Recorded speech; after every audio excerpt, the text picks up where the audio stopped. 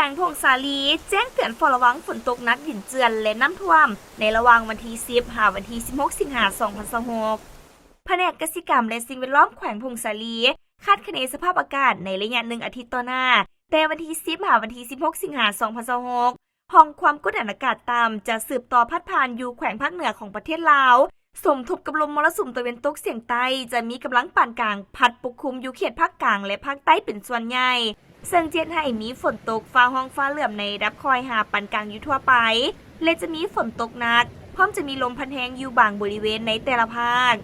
เหนือด้านตะวันออกในระยะ1 อาทิตย์ต่อหน้าแต่วันที่10 หาวันที่16 สิงหาคม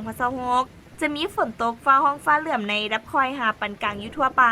และจะมีลมพัดแรงเป็นบางโอกาสอุณหภูมิต่ำสุด18 หา23 องศาและสูงสุด25 หา33 องศาคำเตือนเฝ้าระวังเนื่องจากว่าในระยะวันที่10 หาวันที่16 สิงหาคม 2026ห้องความกดอากาศต่ำจะพัดผ่านอยู่เขตภาคเหนือของประเทศลาวสมทบกับลมมรสุมตะวันตกเฉียงใต้มีกำลังปานกลางพัดปกคลุมอยู่เขตภาคกลางและภาคใต้เป็นส่วนใหญ่ซึ่งเจนให้มีฝนตกฟ้าห้องฟ้าเหลื่อมในระดับคอยหาปานกลางอยู่ทั่วไปและจะมีฝนตกหนักพร้อมจะมีลมพัดแรงอยู่บางบริเวณในแต่ละภาคดังนั้นจึงแจ้งเตือนถึงประชาชนบรรดาเผ่า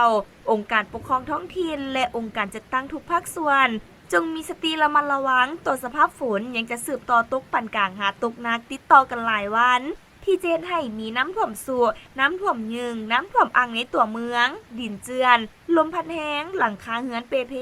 ต้นไม้ใหญ่และป้ายโฆษณาหักลมขอให้ติดตามข่าวพยากรณ์อากาศจากแผนกเกษตรกรรมและสิ่งแวดล้อมแขวงอย่างต่อเนื่อง